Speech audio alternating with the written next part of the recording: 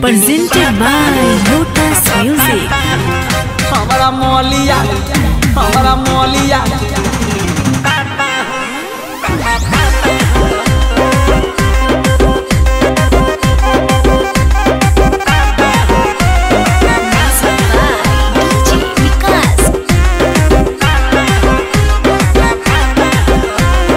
ससुरा से आइल बिया जाने अनमोल गोदी में के लइका पर खोल दी लागे फूल। ससुरा से आइल बिया जाने अनमोल गोदी में के लइका पर खोल दी लागे फूल। दिन भर हमारे गोदी में ही तो रहता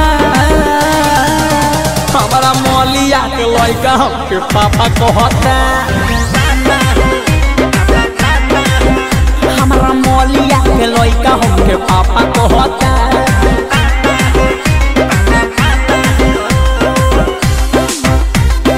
गोदी में के लइका पर खोल दी लागे फूल।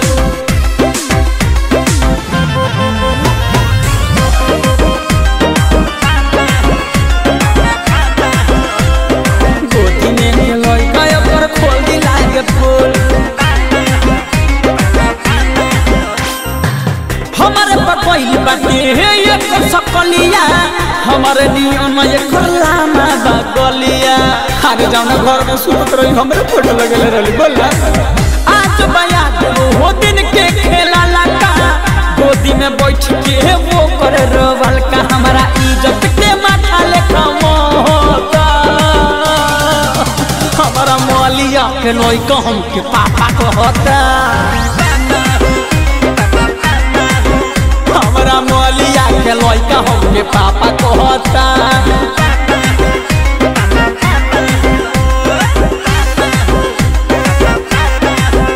हमारा मौलिया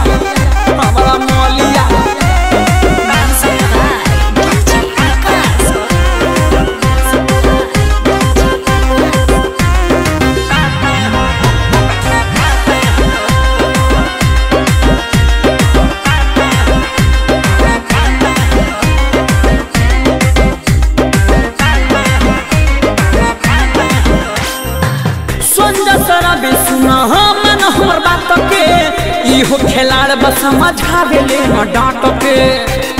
दोनों माई बेटा हमर इज्जत ले ले सकारे ससुला ले याद के बनावले शिकार हो जाई मार एकर जानी जब भाता हमरे गोदी में ना लाए पर बहता। छी छी छी हमारा मौलिया के लइका हमके पापा कहता। हमारा मौलिया के लइका हमके पापा कहता।